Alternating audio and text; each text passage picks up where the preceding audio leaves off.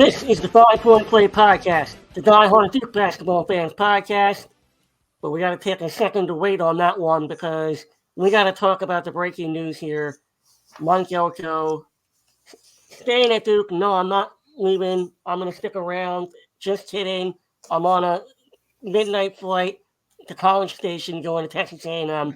And to kind of break this all down, we have Ben Berg coming on for Bull City coordinators. You've already been on the local Triangle radio network here in Raleigh.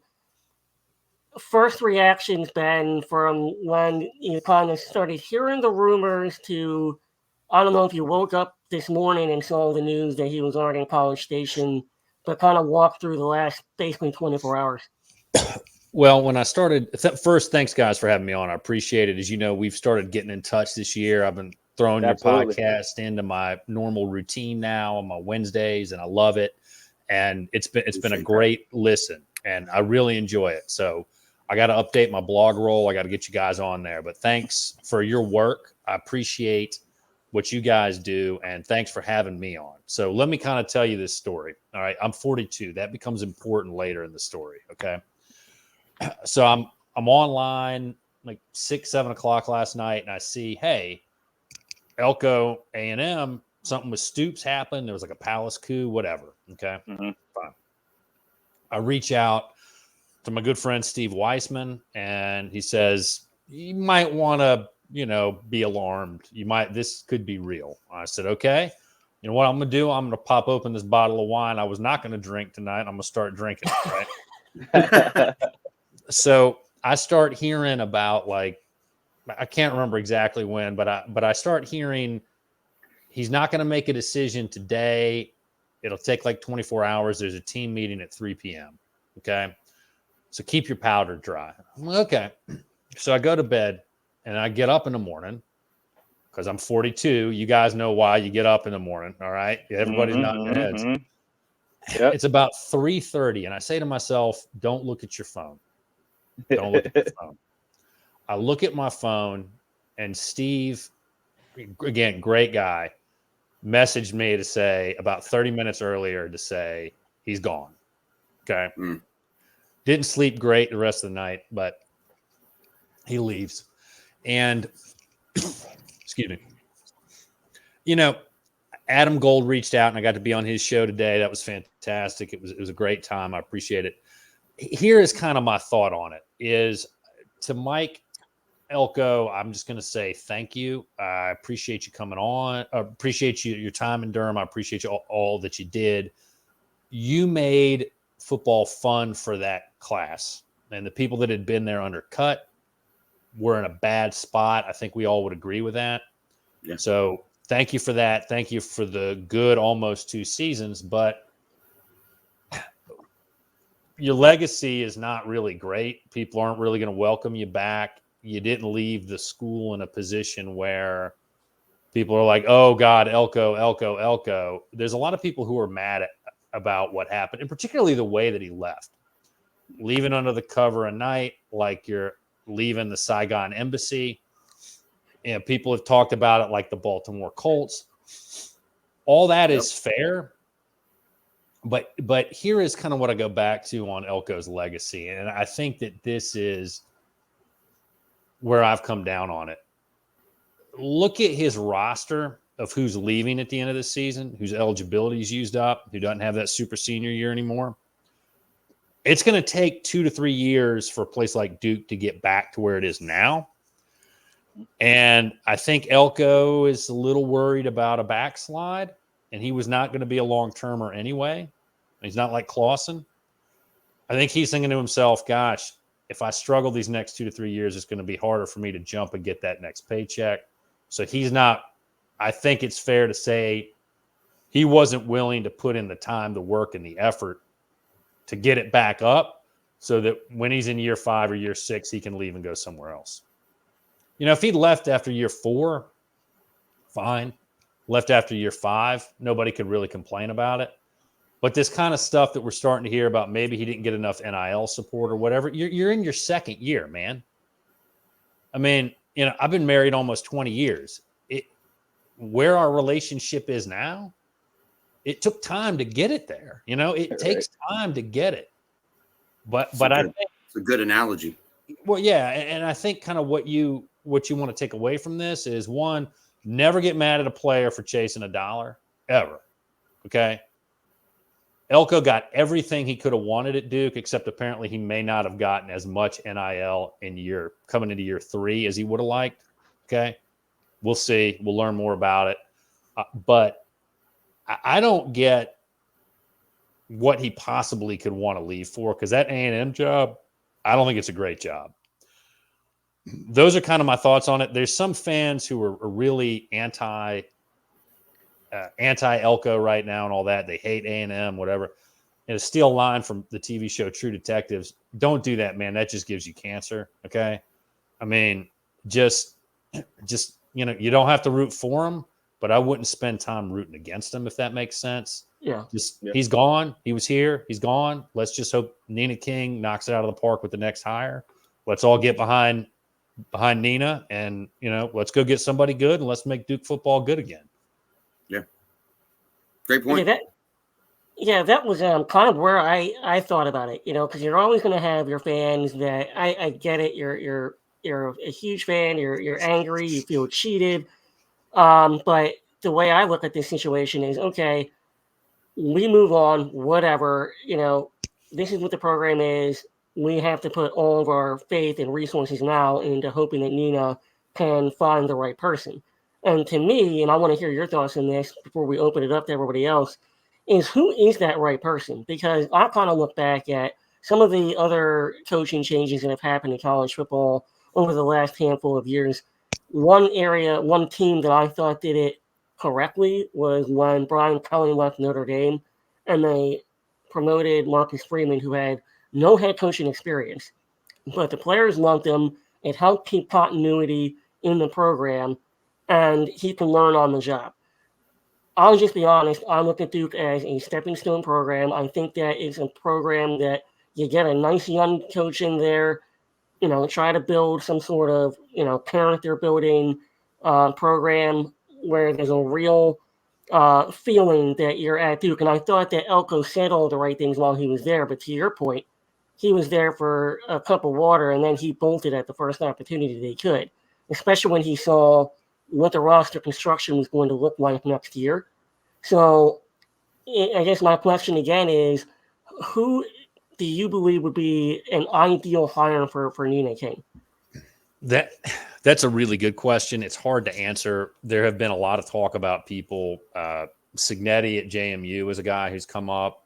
I don't know if they're going to think maybe he's a little too old. I don't know. People have talked about Kevin Johns. I like Coach Johns, but I think the offense regressed this year. And I think his system is somewhat limited and he's too wedded to it.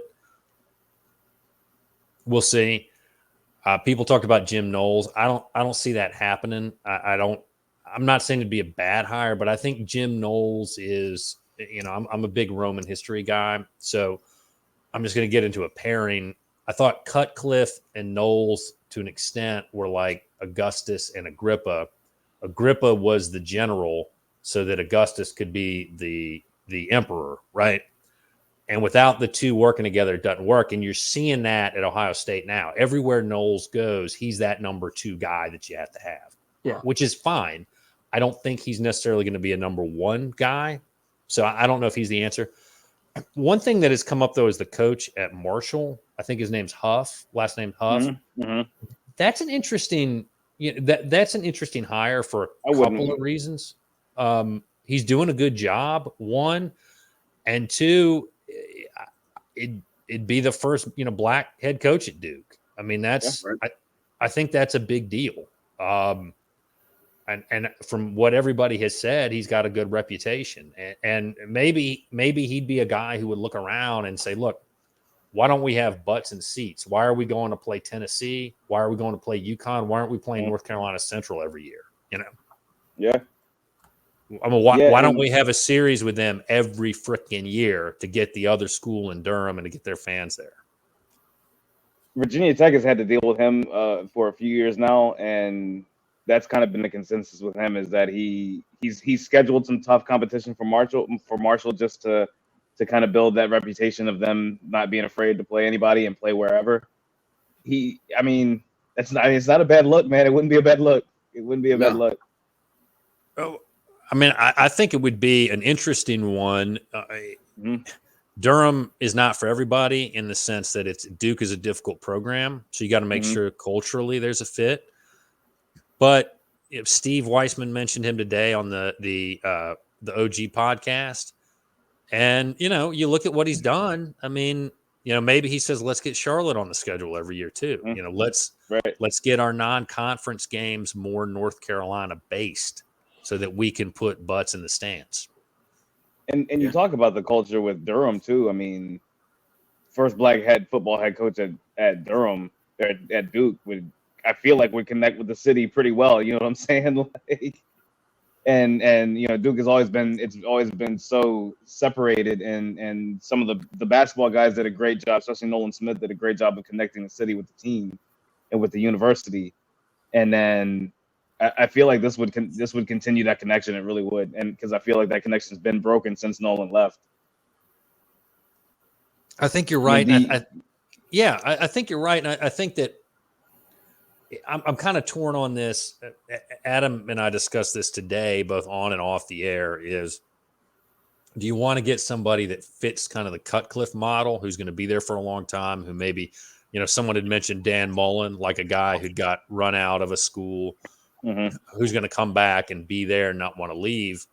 Or do you want to get another young up-and-comer? Maybe the solution is you kind of bridge the gap by getting a guy who's, maybe 50 or so, and who's coached before, but maybe not at that level, that D1 level, right? That Power 5 level. And, Marshall's, tough. It's not the easiest place to win. It would make some sense. Yeah, there's a lot of parallels there. I think that's right. And I think that I would try to bridge the gap there. I would try to get I think I would try to get someone that does have some experience but is young enough that can build a culture. I do think bringing in a guy like Cutcliffe is a mistake, because that gets stale real quick, and you have to be able to connect with a lot of these younger players. So that's what I would like to see. You have to have energy too. I'm not saying the Cutcliffe at 68 years old or whatever he was didn't have the energy, but his message had, been kind of, gone around quite a few generations. So I would like to see a little bit of a younger guy come in here, full of energy. Players love playing for him. That's contagious. And then, that helps in the recruiting. It helps in the transfer portal. Those are things that Duke is going to have to really, build on, to build a cohesive program that is not just a flash in the pan, every couple of years, which is what I think Duke actually is right now. It's like you have to have something to build on. And even if the guy leaves after 4 or 5 years, if there's something to be left behind for the next person, then you can continue building. But Elko didn't do that. That was your point at the beginning, right? Is that, he was here for almost 2 years. You thought that he was starting to build something, but there's nothing on the shelf for the next person. He has to start from scratch. Right. And that's going to be a challenge. And Huff is, I think, 40. So he's not very old. He's not old. No. And he's got a long coaching future ahead of him. And he doesn't have a lot of ties to the region, but I don't think that is too big of a deal, meaning South Carolina. I think you can get that. He's probably had to recruit a fair amount of Tennessee if he's been at Marshall. And he's probably familiar with some areas where Duke could get some players from. I think he was at Penn State. So he's familiar with that 95 corridor, right? Part of that 81 corridor. Yep. And look, the Duke folks are going to know a lot more about this than any of us will. But it's an intriguing name that I had not thought about till Steve mentioned it. And then I started looking at it and I said to myself, that really does make some sense. But the thing is, I don't. The only thing I disagreed with on the radio today, and again, great job, awesome interview, is when Adam said Duke should want to be the school that keeps a coach for 2 to 3 years, because that means your program is doing well. I absolutely that made no sense to me. Like, what if you're doing well, then what do you need to stay in Durham? What can I do for you to stay in Durham, because we're just going to be on the sliding scale of, all right, we got 8, almost 9 wins now, and we slide back to 5, and then we hire another guy. He does well. We got 7, 8, almost 9, 10 wins, and then he gets gone. And I don't agree with, you can't build a culture like that, I guess is what I'm saying. So when you said we need to find somebody in between Elko and Cutcliffe, I mean, that's spot on. And I think Adam's point is, if you're a place like Duke, you want to be a place that can attract the best talent, right? I think that's the point that he was making, which I get. The problem is you don't want a guy to leave every 2 to 3 years. That's just too hard to sustain a program, especially these days, where developing talent is very, very important. The portal is important. It matters. It supplements areas of your team that you're weak in, but you can't necessarily build your whole team on the portal, right? So I think you've got to find a balance between a guy like Cutcliffe, who, by the way, his stock at Duke looks way better now, right? I mean, we're all thinking very different about Cutcliffe probably than we did ever since the jump pass in 2019. But I think, for Nina King, she's going to have to try to find some guy who's going to be at the school for at least 5 years, but maybe not necessarily is going to be there for 15. And that's okay. Right. Yeah. That's okay. And to bounce off of that too, I mean, as important as the head coach is, the coordinators are so important. Like, and that can't be stressed enough. A lot of these players a lot of these players in football, because there's so many people on the roster, never even get a chance to talk to the head coach. The head coach doesn't even know half these guys' names. I can guarantee you that. I know that from the year. As personable as Frank Beamer was at Virginia Tech, 75 to 80% of the team never talked to the guy until their senior night. And then when they come out on the field, he shakes their hand. Like, the coordinators are super important. So I kind of get what Adam is talking about with that, where he says, the 2 to 3 year thing, because if you have a head coach who comes in for 2 to 3 years, sets up some really good coordinators and some smart coordinators who you can elevate to that head coaching position if necessary, that guy leaves and now the next guy steps up. Because you got to be realistic too. Duke, like you just said, Duke is not going to be a place where you're going to hold a head coach for 15 to 20 years. That's designed for Florida State, Texas, Alabama, places like that. Not for Duke. You don't have the seating in the stadium. You don't have the money coming in. So being a program where you can bring in a couple of guys every couple of years who are really good, really young, really ambitious, who are going to end up going to these big, giant programs, I don't see a problem with it, man. I really don't. Like, as long as you can maintain like a train of guys coming through, if that makes sense. Right. I think you got to be willing to leave something for the next coach then, right? And well, that's the whole point. It's building like you said earlier, I don't think Elko has. Well, so far he has, though. He didn't take anybody with him. Feely's going. Feely's gone. Yeah, and I think which is important. Yeah, and I've heard it is important. I would not be surprised if there's a wholesale. I mean, I think Santucci's gone. I don't think Santucci's going to stay in Durham. Right. Yeah, I was going to ask about that because I heard Elko's keeping Jimbo's defensive coordinator. Mm-hmm. I listened to his press conference on the way back home today from the thing I had to go to in Lexington, and it sounded like he committed to it without committing to it. So he talked about a role, but Santucci, he brought Santucci in for this year. I can't imagine he's not going to try to find a role for Santucci, but I would also expect that he's going to take a number of guys with him from the Duke staff. Trooper was a holdover from Cut, and he's the interim coach. So I don't think, let's be real. He's going to have to stay in Durham, which is fine. That's fine. And I appreciate Trooper doing this the second time. The issue is going to be how soon can we get somebody, and then how soon can they get a staff together? Because National Signing Day is coming up soon. Yep. And we got a lot of guys to replace. You got Dwayne Carter. You got Jamion Franklin. I've heard rumors about Chandler Rivers leaving in the portal. You got Jacob Monk. You got Graham Barton. How long do you want to go on for with guys that are leaving? Right? Yeah. Man, if we lose Rivers, that'll break my heart. That guy's got that dog in him. He is a player. Yeah. Is Riley pretty much gone? You don't see him? He's going to have shooters across the board. Like, is Riley gone? Well, I don't follow that stuff too closely because it's a great way to end up in a mental institution. And my view on it is he's probably – I've heard rumors that Auburn has offered him like gobs of money. Yeah. Now, why you would go – I got to be careful. I don't want people egging my house. But Auburn would not be an ideal landing spot for me if I were Riley. His girlfriend goes there. Yeah, and I've heard that, and I've also heard Notre Dame is interested in him. Yeah, but Follow your nose. I mean, I don't. If you're gonna go there to play football, I mean, yeah, what was it, 4th and what on Saturday? 31. I'm just saying, man. You know, you can lose on 4th and 16 in Durham. You don't have to go all the way to Alabama to lose on another 15 yards on top of it, right? Well, Yes, you can. Hate to see it. Oh, well, I guess my follow-up question. Hypothetically, he does leave. You got two freshmen, right? I'm taking King Henry if healthy. Here's what I've heard about. Yeah, here's what I've heard about Henry is he's got a really good arm, but he's had an arm injury or an upper body injury, the specifics of which I'm not sure. I'm guessing it's his arm. Okay. Right. But what you've seen from Loftus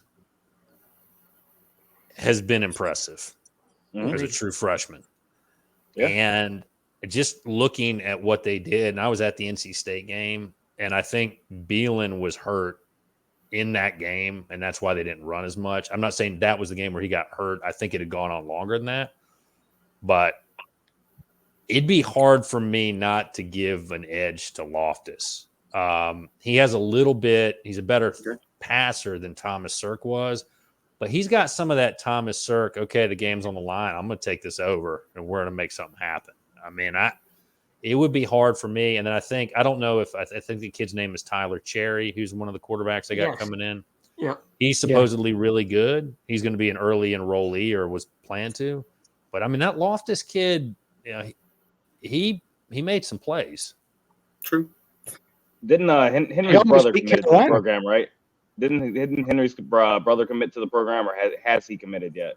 That I'm not sure. I do not follow recruiting as closely as I probably need to, again, because it's just, I wait until signing I get day it. and then I assess get it. It's insane, man. I mean, it's insane. Football recruiting is a very different animal.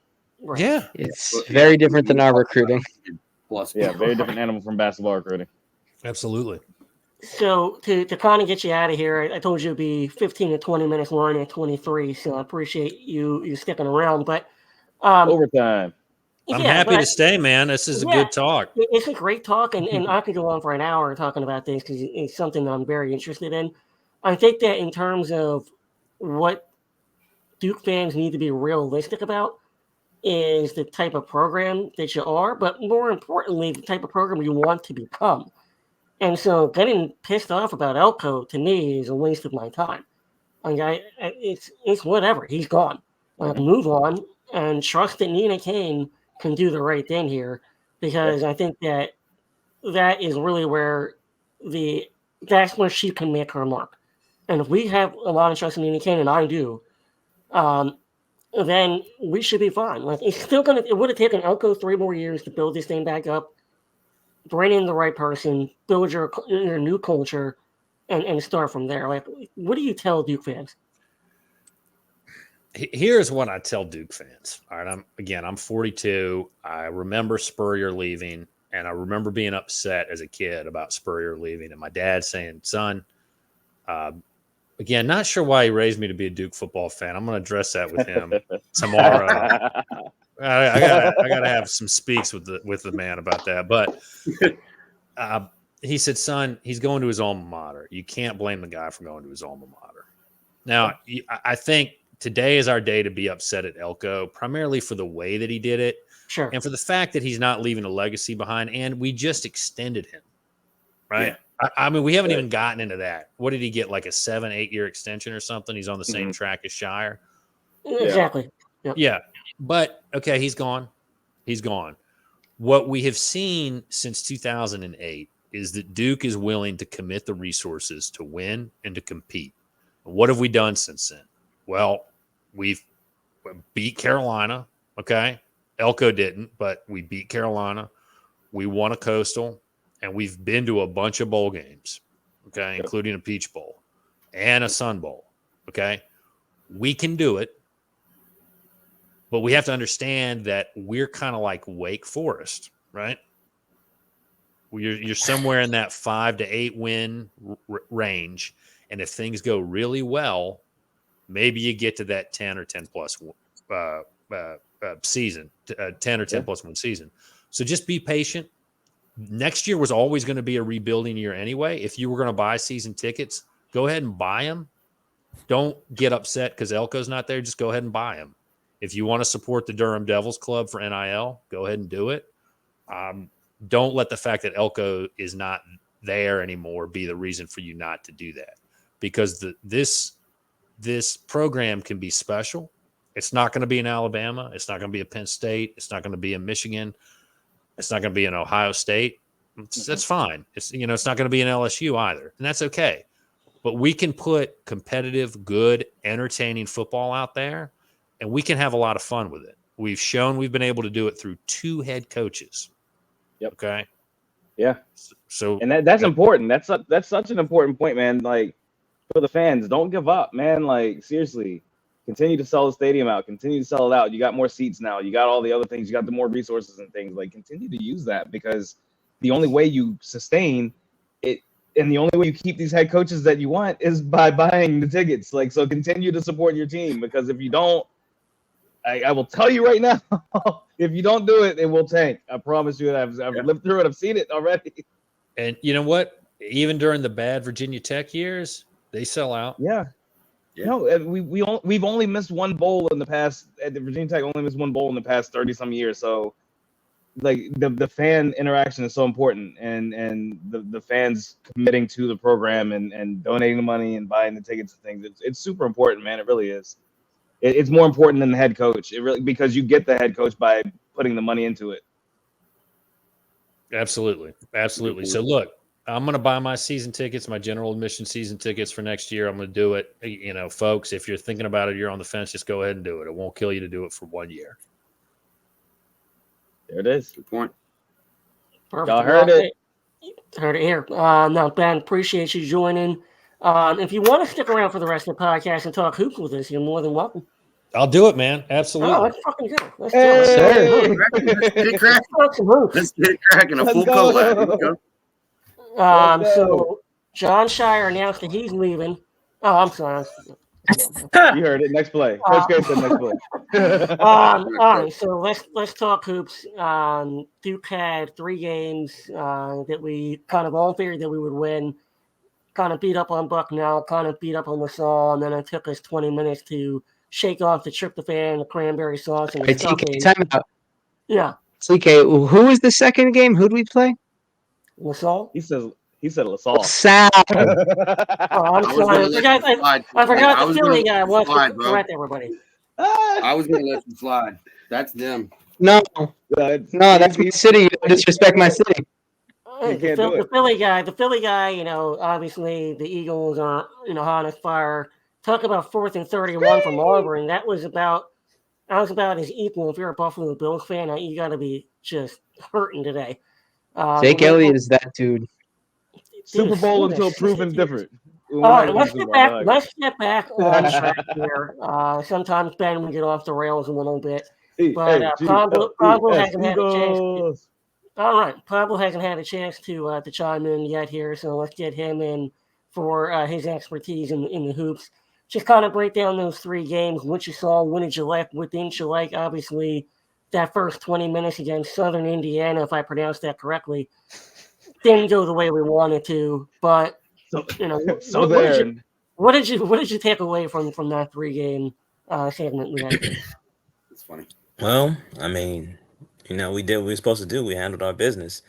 At the end of the day, I mean, I don't even want to talk about that Southern Indiana game. That game was crazy.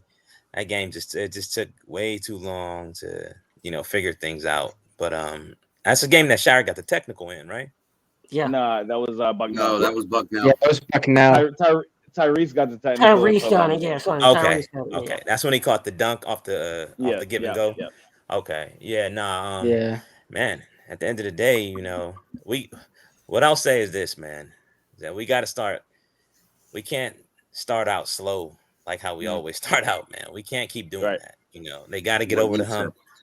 We have to figure something out because having to come back against these teams, it's never a problem when we playing teams like the Bucknells and the Southern Illinois or Indiana or whatever. But it's gonna be hell if we playing. You know what I'm saying? We playing from behind against a team like Arkansas.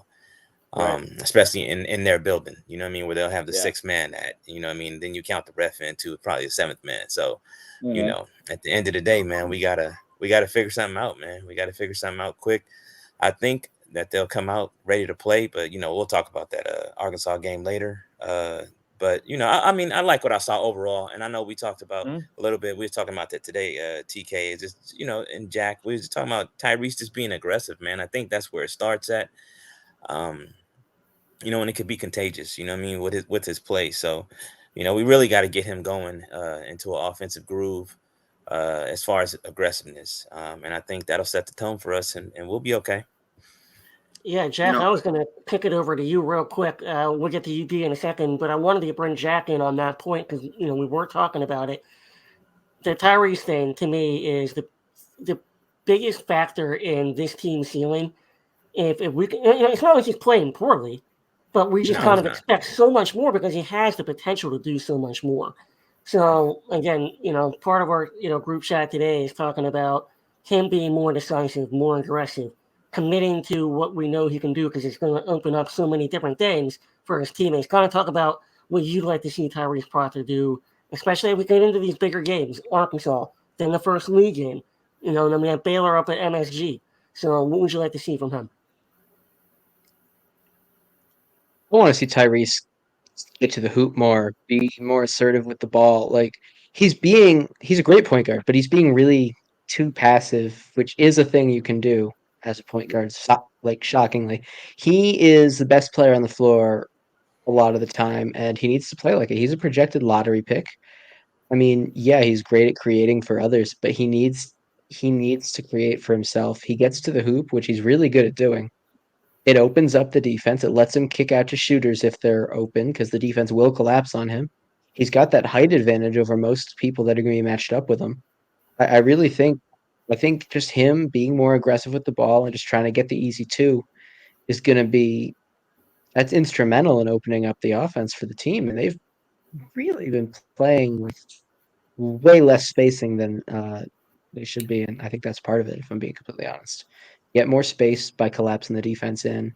Boom, you got your shooters open. Yeah, go ahead, D. Yeah, no, I'll say this about Tyrese.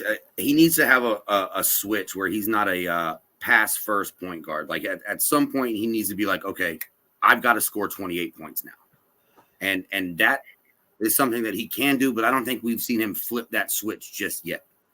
Another thing, I don't want to put it all on his shoulders because even in the second half when we were knocking down shots and we were walking into step up, walking into 3-pointers and stuff like that, nobody was moving without the ball. And I promise you, anybody who has ever played this game, if you move without the ball, if you move to the basket, I guarantee you good things will happen. I promise. It's not just me saying it. This is a fact. And if you rewatch that second half, even though Duke was knocking down shots, they played better defense. They were standing around. And that is something, like Pablo said, we cannot do against good teams. We stand around against Arkansas, we're out by 25. Yeah, AC, I mean, bring you in on this one because I think that there's a lot of truth to that. The thing, again, it's like beating a drum here, like with Tyrese. Like, I want to see him do a lot more. But, yeah, there's a lot of stagnant offensive flow or lack thereof when Duke has been playing. A lot of guys standing around who's going to make the play, but there's what has to happen? It's new basketball. Like it's the new thing we're seeing. We're not seeing the Bobby Knight constant 5-man motion anymore. You're not seeing that anymore. You're seeing actions based off of a couple guys' motion, couple guys' movements, and what the defense is giving you.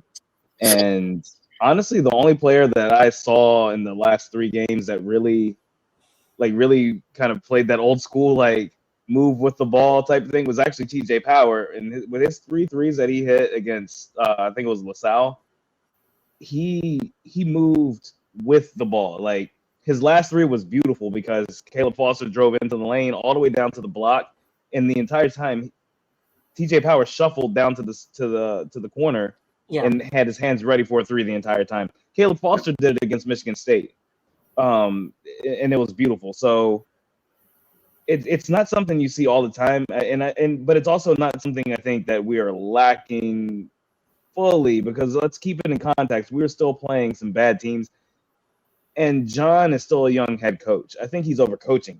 If I know it looks like the guys aren't moving, the guys aren't doing anything, I honestly think John's overcoaching.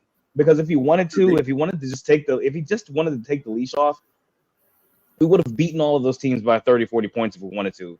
But he is a young head coach, and I kind of liken it to the field that I'm in, which is fire department. You have a young officer who comes in, and they just want to tighten the reins on everybody because they want to prove to everyone who they are. I kind of feel like John's in that mode. I kind of feel like he's in the mode of he wants to prove to people how smart he is and how many plays he can run and like how many actions he can create for guys. And that's why you see Flip getting 25 points a game. And that's why you see, certain like we talk about Tyrese being more aggressive. I don't need Tyrese to score 30. Like, Tyrese has drive credibility, he has mid-range credibility. Right now, he doesn't have 3-point credibility because people don't believe in his shot. We know that Tyrese is going to be a good 3-point shooter by the time the season's over. He's going to be a 3-point shooter by next game, I'm sure. But he does have that drive credibility, and where I want to see him be more aggressive is just moving the ball into the lane, because you saw it against LaSalle. You saw it really against that in the second half against Southern Indiana.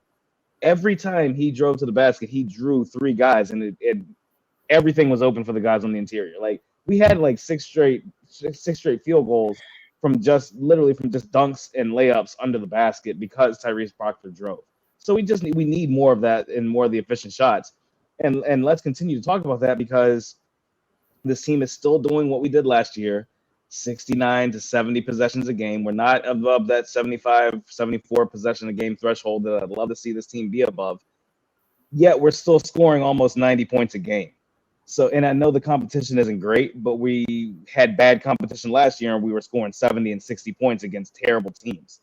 Correct. The scoring is vastly improved this year, so let's take a step back and be like, we're being super efficient with not a lot of possessions. So the team is clearly very talented, and I think that we will do nothing but improve. And I want to hear Ben's thoughts on that too, being a Duke fan. I don't know if it's Shires overcoaching himself. One thing that I've noticed, I was looking at the box score while I was listening to you all. There's a rotation of a solid 8, and it's upwards of 9 when you throw Blake's in there, depending on how many minutes he gets.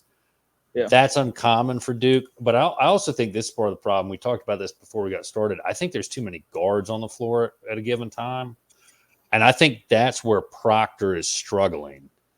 It seems to have improved of late, and I don't think it's anything Proctor's doing wrong. I think it's that he's not able to do what he has customarily done last season at Duke, where he was kind of the guy, right? And he had the ball in his hand all the time. Mm-hmm.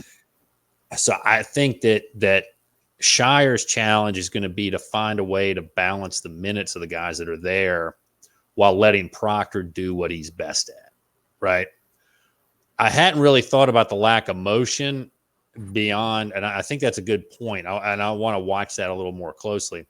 I hadn't thought much past that, other than thinking they just look kind of sluggish, and maybe they just hadn't found their rhythm yet because the roster and the rotation hadn't finalized itself.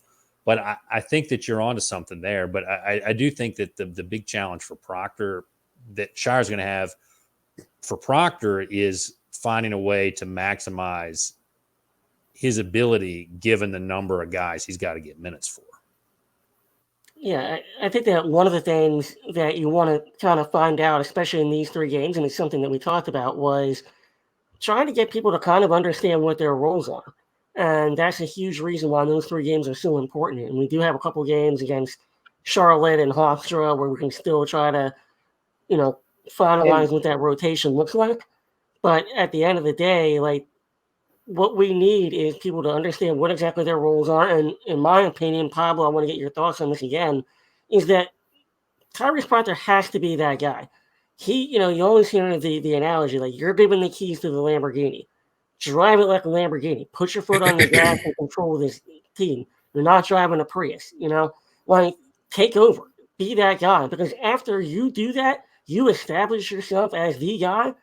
That makes the other guys' roles that much easier. Your Jared McCain's, if TJ Power gets in the game, even Jeremy Roach, even Flip, who can step back out and is showing the propensity to shoot, that opens up the floor for everybody else. It opens up for him to get to the bucket, for lobs. That's kind of the way I look at it. How do you see it? Yeah, so I'll touch on a few things, but I'll start with the Tyrese Proctor thing. I mean, I think everybody, hit some valid points, and just, I followed Tyrese Proctor since he's been in high school. He's never been a 20, 30 point scoring guy, you know what I mean? And the type of game that he plays, he's more of a distributor than anything else. You know what I mean? Obviously, he's a knockdown shooter. His percentages could be a little higher right now at Duke or whatever, but at the end of the day, you don't have to be like a scoring point guard to take over a game. You know what I mean? And, he can have his blueprint all over the game. Mostly now, what you see now is on the defensive end is where his blueprint is at. He's locking down the best teams, the opposing team's best perimeter offensive guy. So there's a bunch of different things that he can do as far as Shire letting them loose and everything. I think Shire's let everybody loose, and we've seen that. I think the mode that we're stuck in right now is, we've seen this over and over again. Even when K was coaching, you would see just talent would take over. You know what I mean? We're not out there trying to fucking look like Davidson or Purdue and all these other guys that have this beautiful offense. They just give, one of their dudes the ball and they say, go get a fucking basket. You know what I'm saying? Yeah. The thing is that we don't really have that on our team on the perimeter right now. We have that with Flip. You know what I'm saying? So I think I would disagree. I think no, just because I want to create a dialogue here. I think we do have that talent. I think we do have that ability. No, we have the talent. But I'm just saying, I think despite what some of the, I think that the way I've seen it, and I'm sure we'll have a coach's corner that comes out for the Patreon users for this very thing.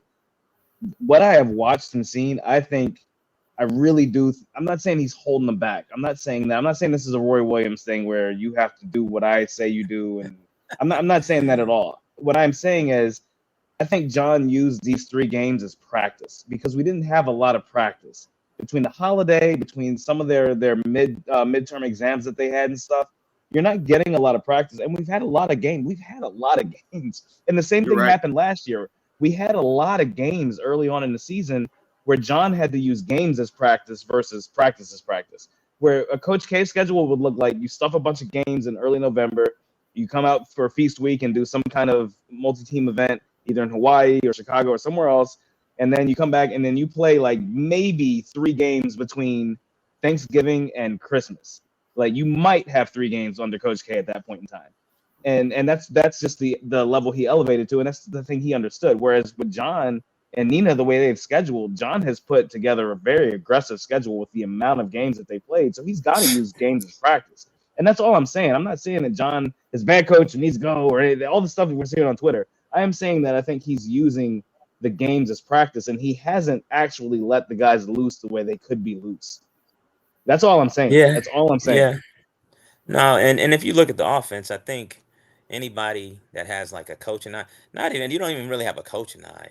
One of the biggest things, with Duke is, it's everybody thinks it's ball movement. It's not the ball movement because if you have, it's the player movement, man. Right. Like we have too many guys standing around. Ball movement and player movement is how you shift the defense. Bottom line. Everybody they always just attribute it to ball movement. It's not just ball movement, man. There's so many different things that you can do to manipulate a defense. And that's why Tyrese Proctor is so key in this offense. Yep. Him getting into the paint, him getting 2 feet in the paint, letting the defense collapse. Like we talked about earlier on text message, we need that vertical spacer. Who's the vertical spacer on the team? Sean Stewart. We got Christian Reeves is hurt. getting into the paint, throwing it up to Sean and Stewart. That's a flip dunk all day. And flip to Oh, a go ahead. degree. And no, I'm just saying, and absolutely, flip to a degree.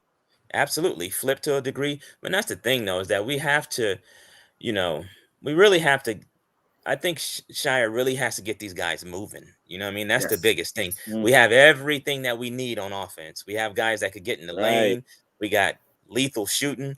It's just, it's just certain things that he got to do. And, hopefully, just like you said, I hope he is using these games for practice and he's seeing what works. You know what I mean? Because we can do it. It's just a matter of time, man. And just a matter of him just, enforcing that and making them do that. I'll have guys, hey, if you fucking standing around, guy, you need to be moving. I don't care what you do, but you need to be cutting. You need to be screening away, doing something. I'll say one thing. I'll say, D, let me hold that thought. And I'll say one more thing to your point for that. All I want to see, I don't need to see a bunch of cross court movement and a bunch of horn sets because we've run 3 horn sets. I've watched every game. We've run 3 horn sets this whole season. 3, that's it. Everybody wants to run horns. We've only run 3.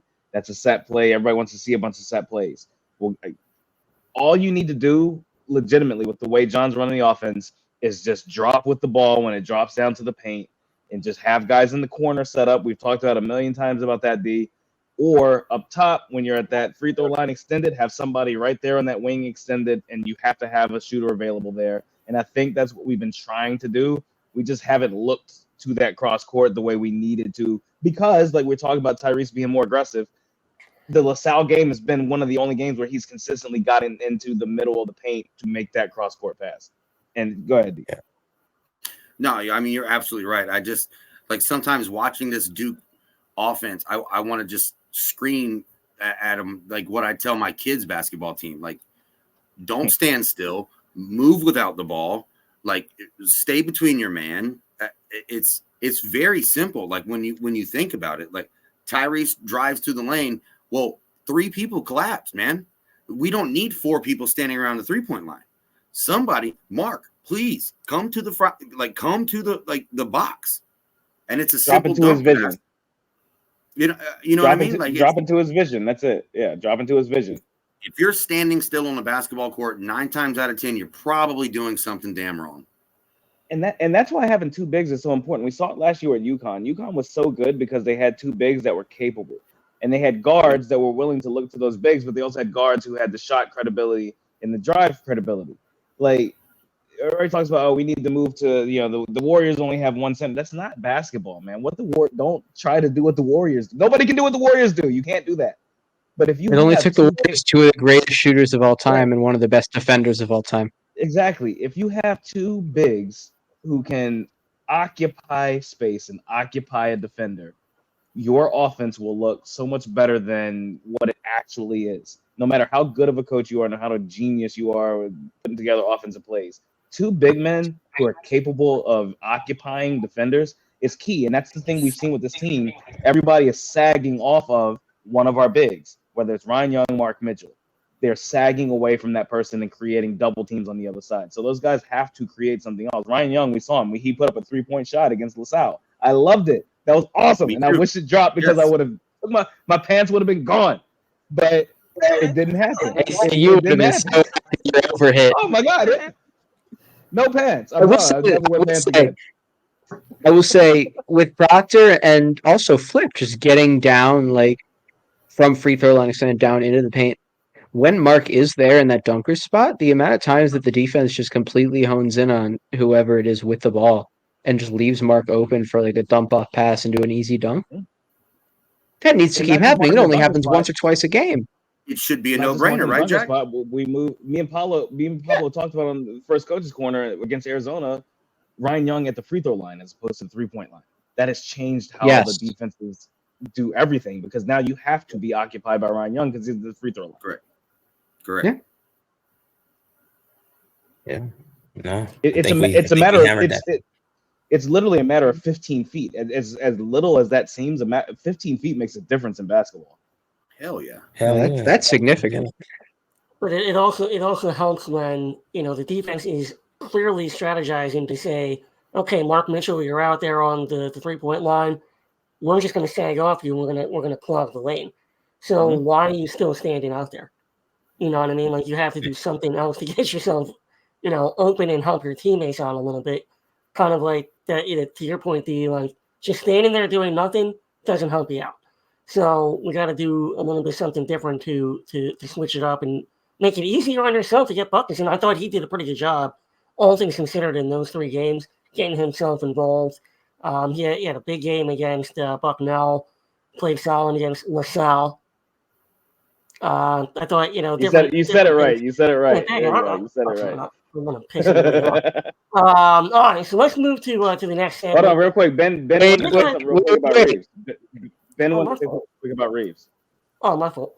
No, it's okay. I just wanted to say one thing. You guys were talking about 2 bigs, and Reeves has hurt his foot. I'm not sure his ankle, what the specifics are, but if he could be in there and be a little bit more of a rim protector and a rebounder. Now, he's got to work on his body. I noticed that before he went out. He didn't seem to position himself right.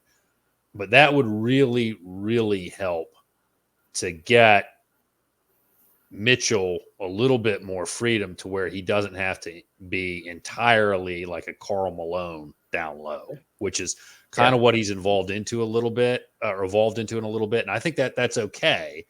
But it would help him maybe have a little more freedom to slash and attack. But we'll see what happens with Reeves if he comes back. But he's going to have to get that aggressiveness, using his body, positioning himself. He's going to have to, and you saw him, he didn't really seem to know how to use his body. And he's going to have to figure that out here if he wants to get more minutes. It's talking to the Christian Reeves fan club right here. This is Reeves Central, baby.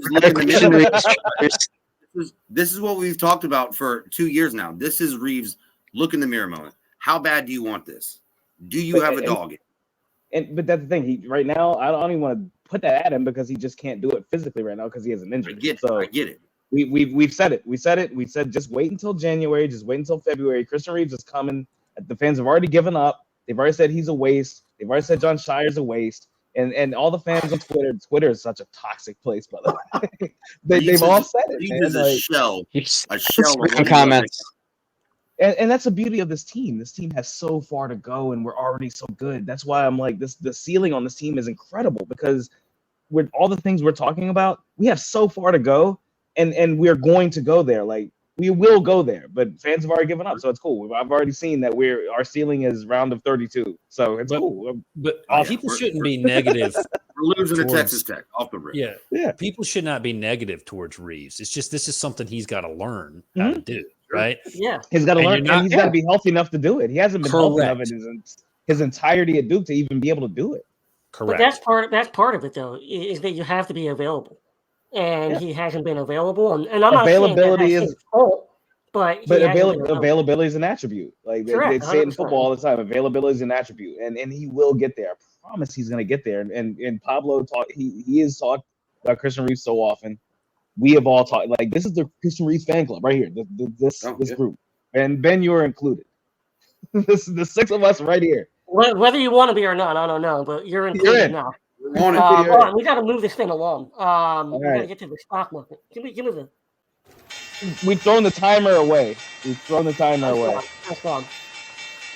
This is now an Iron Man match. All right. So, stock market, first one of the season. We want to talk about a handful of guys. We're just going to rapid fire. So, as your boy TK, the point guard here, I'm just going to go around the horn. We're going to say this player, buy, sell, hold. And then after the end of all 5 of the players that we talk about, we'll just do a quick, little recap and tell why you're sticking with where you're at. First guy that we're going with is Sean Stewart. AC, are you buying? He's selling and holding. Buy all day long, man. You can see what's coming. You can see what John is trying to do with him. Like I said, like if I'm going to say that we're using these multi-team event games as practice and such, you can see where things are going with Sean Stewart. He had a good game against Michigan State, against an actual legitimate team, which is indicative. Like, I know he only played like 3 minutes, but the minutes he played were good, and then John has started to give him minutes after that.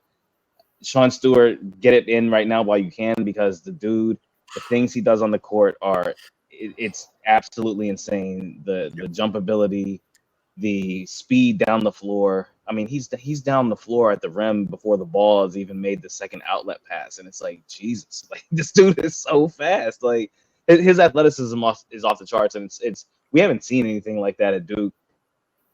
I mean, probably since Gerald. I don't know, and I'd be he's a better athlete than Gerald Henderson. Like and Zion, like we had Zion, but I mean, this is a different animal. I'm not even going to try to make that comparison, but like Gerald, all the way back to Gerald Henderson, we haven't had somebody who can change the game, not because of their basketball talent, but because of their fast twitch muscle ability.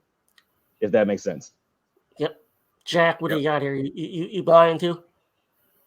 Buying on Sean. The coaching staff, from what I heard, was actually really low on him at the start of the season, which is why he barely played in the first couple games. But buy. Like he is. I don't know how much longer we're able to buy. I think the hype is almost at its maximum point, but it's not there yet. Buy. Yeah. Bye. Ben, what do you got? Buy. Buy. He could turn into that 4. He could turn into that 4 that we need. I mean, he could play 2. I mean, buy. D, you're buying. All day. I'm absolutely buying. He's the most efficient player on Duke's team right now if you look at his breakdown minutes wise. Pablo, you buying? You already know, baby. I'm buying. I get it. That's a unanimous buy because you already know that I'm doing that. I mean, the guy, he reminds me of Bagley in a lot of ways. How quickly he can get off the floor. And that's just going to – he's not even asked to do what Bagley did. He's going to be a complete difference maker for this team. So, all right, let's move it along here and talk about Pablo. You and I have been talking about it all offseason. Caleb Foster. Now, this is an interesting one because if you bought right after Michigan State, that stock may have dipped a little bit in those last 3 games. Where do you have this? Are you buying? Are you holding? Are you selling? Oh, I'm buying. I was all in on Caleb Foster his sophomore year in high school. So, I'm not changing my stance. I just think that, he's what we need. If we get him back next year, that'd be special, and you'll really see some special things. So I'm buying all day. Yeah, D, where are you at with Foster? I'm going to hold with Foster right now. Like you see his ceiling, like you can see what he does. He's a scorer. It's super hard to take him off the court, but I need to see more efficiency. I need to see more, just stay in your lane, I guess is the best way to put it with Foster. Like don't try to do anything out of your realm of capabilities right now. There's so many good players on the floor with you.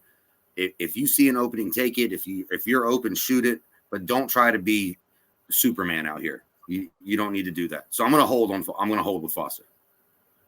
All right, Ben, where are you at? I'm going to buy on Foster too. I think he's going to go through some ups and downs because he's young. But if he starts hitting that shot consistently, we haven't. I'd love to see him turn into Trent, right? That'd be great. I don't know if that's going to happen, but I'm going to buy on him. I think he's got some upside, and I think what you're seeing maybe with some of the inconsistencies is a mix of youth and what we talked about with trying to find the rotation and get the rotation down. Yeah, Jack, where are you? I'm holding on him right now. A few years ago during the year that is never mentioned, I tweeted during a game, Wendell Moore is a great player when he's not trying to be James Harden. And that's kind of the category I want to put Caleb into right now. He's a fantastic player who I think needs to, much like D said, when he sticks to his role, he's amazing. He needs to show a little bit more of that. The inconsistency, obviously, it's a combination of youth and not having a fully set in stone role yet. But I think kind of as the role gets more defined, we'll have a better idea, but for right now, I'm holding just because that's a little bit of a question mark for me. All right, a couple of holds, couple of buys. EC, you're going to break the tie? I'm going hold. It's what I've talked about with him before he got to Duke when we used to talk about him as a recruit. Inconsistent is not a nice word to use for him because it's not inconsistent. The dude gives so much effort every single time he's on the floor. It's one of those things like certain players, like the switch turns on when you play good teams. The switch turns on in certain moments. And he had a bad game against Arizona. He came back against Michigan State. He had a great game. Like Caleb is one of those guys, it's going to be up or it's going to be down. So you hold You hold until when he has the good game, go ahead and sell if you want, because the good game he's going to have is peak. Like, he's going to be incredible all season at times, and then there's going to be the next game he's going to have 0 or 6, and that's just what you live with him. But with Caleb Foster, he's going to win you games all season long. So just sell if you want to at the end of one of those games he wins for you. And then if you want to keep a little bit of stock, you hold it and then you sell again. Like, it's just one of those types of stocks. He's just such a good player. Like, he's so good. It's and again, the maximum effort, like things he does off the ball, whatever. Sell, hold, whatever you want to do. I'm in hold until he has the good game, which is probably coming against Arkansas, and then I'll sell. Yeah. So for me, I'm buying. I think that his stock has dipped a little bit. It was obviously peak. At Michigan State, people were going up, buying, and then everybody sold. In these last 3 games, he was a little bit inconsistent with his shot. We saw some of those freshman mistakes. I don't know that he has a lane. I just kind of want to see him go 100 miles an hour. Like, the guy can play, he can control the team, and he can get up and down the court as fast as any player. He's going to murder Arkansas. Sell after Arkansas. Right. Oh, I can't wait.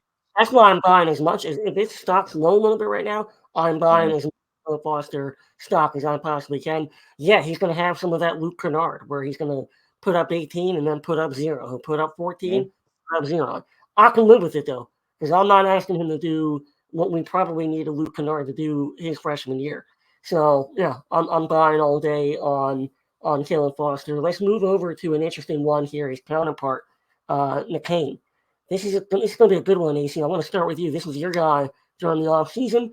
Kind of started off a little slow, but now his shot, he's certainly found, and nobody works harder than he does. No, nobody works harder. And you see the videos of him after practice or after the games, even. Sorry, still in his jersey, shooting threes and everything.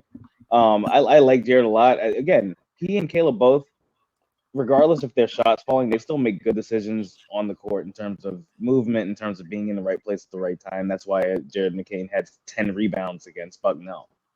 So regardless of what the three's doing, and he's shooting 46% from 3 right now, unheard of for a freshman at Duke. Like, again, AJ Griffin, Derek Whitehead, and Jared McCain are like the only freshmen that we've had in the past decade who have shot over 40% from 3, at least up to this point.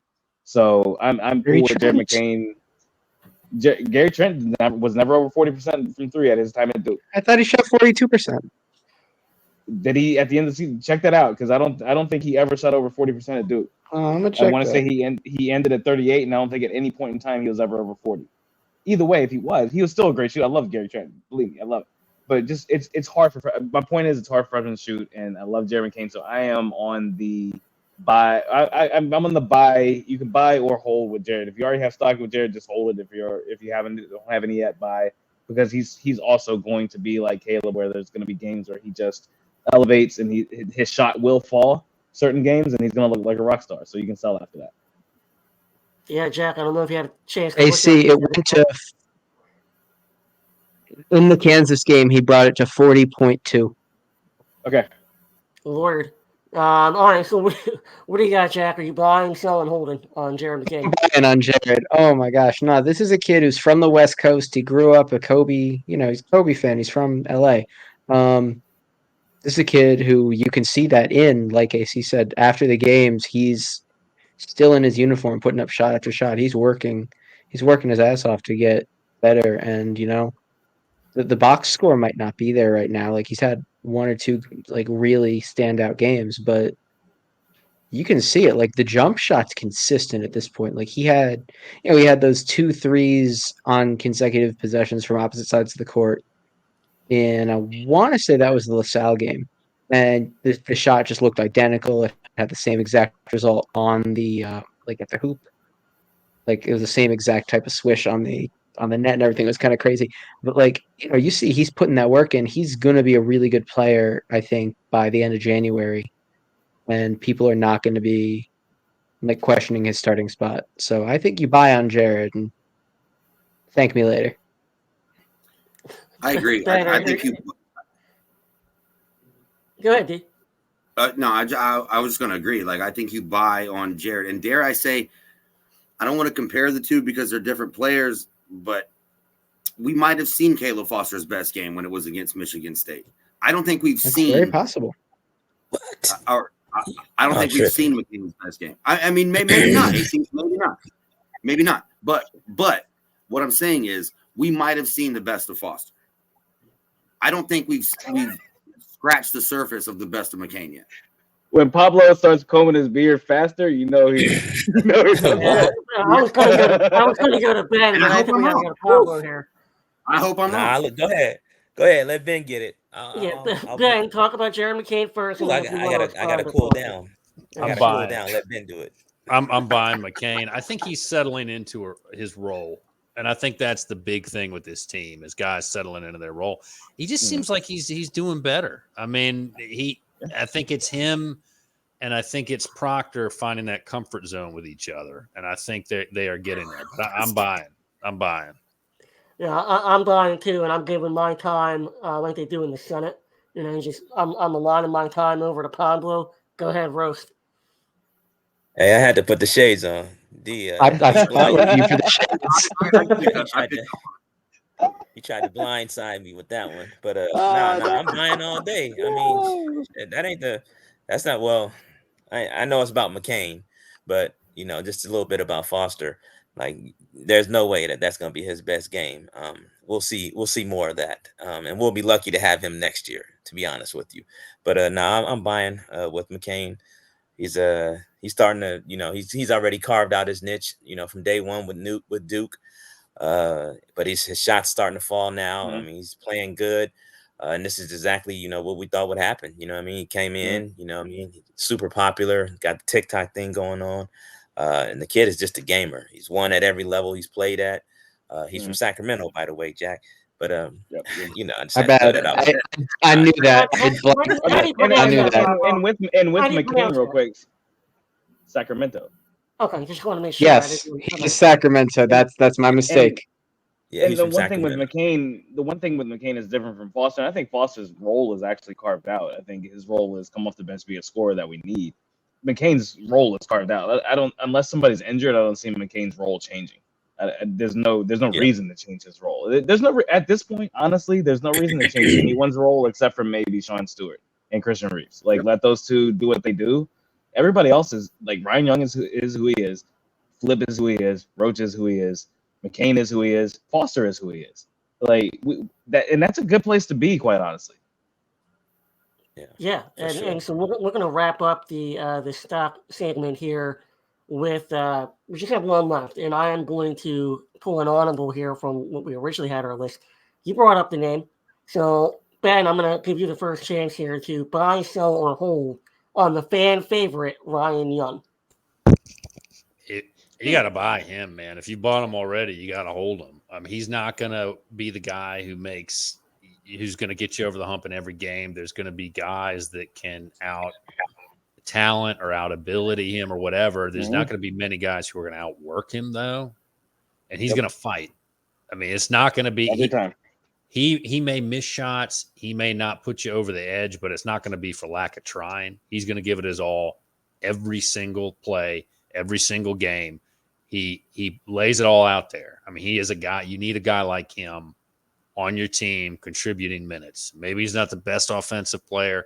Maybe he's not the best rebounder, but he is the hustle guy. He's the energy guy. He's a fighter. People who dog him, man, just stay at home. Keep your opinions to yourself. Don't be hating on Young. Some people were doing it. Don't be that guy. Okay. He gives it all, man. He is fun to watch play. He battles down low. That's not an easy job, even though they don't play at the 4 and the 5 like they used to back when I was watching Duke play. I mean, it's not like when I was growing up the way that the 4 and the 5 were played. But that guy is tough, and man, I will not tolerate any Ryan Young hate. I won't do it. Amen. And I don't mean this to be any disrespectful, but Jack, Beautiful. I mean, he's basically a penny stock at this point. So you have to buy. All the Duke fans have already He's seen not a penny stock. All the that's hear me out. All the Duke fans, You thanks for pointing it out. They've all sold on Ryan Young. He's a penny stock at this point. So They all sold on Bitcoin too. He's Bitcoin. He's a stable coin. I'll tell you right now. They sold. Yeah, I mean, but they're basing their judgment off the Arizona game, and that's not fair. He's played great. Yeah, I think. All right, let me just start here. Is anybody not buying on Ryan Young? Nope. All right, so we can move on. Bye. I just wanted to get that one in there. I wanted to say, Hey, you got to respect Coach Ryan. Respect the YMCA basketball. Come on now. 100%. I'm telling He's you right that now, dude. the Ryan Young threes are coming. I promise you that. Like a couple of them, it's coming. I'm telling you, it's AC. coming. Chill out with that. I'm never gonna give it up, and when I don't care. I don't care. I'll be wrong. He'll never hit another one all season. I'll be wrong, but when he does, I'm throwing it to all of y'all. I don't care. I'm putting it in everybody's face. I'm putting it in everybody's face. I don't care. I'm gonna get a T-shirt. I'm gonna have a T-shirt with the Ryan Young sniper on it. I don't care. I don't care. I'm looking forward to that state dinner that I will be owed at the end of the year. Okay, so let's wrap this one up. Let's wrap this one up. Talk about the Arkansas game. Of course, it's the late game on Wednesday night, 9:15. So you know the Carolina-Tennessee game is going to run long. That's just what's going to happen. So we're not going to put your money on the overtime. Yeah, put right double. now. Oh yeah, overtime. I already have. You might as well. So hopefully we can watch it on, whatever it is, ESPN3, ACC Network Extra, where we see the same 3 commercials every single time. Talk about Arkansas. We've actually all seen them play when they were down at the Bahamas tournament. They did play UNC. I don't think they're that good, AC, but kind of break them down. No, they're not that good, and they were preseason polls are what they are, but they are well researched by some of the people out there, and they were preseason number 6 or 7 in the SEC this season. Like, and I even said it, like, this is a game I'm looking forward to because it's Duke's first road game.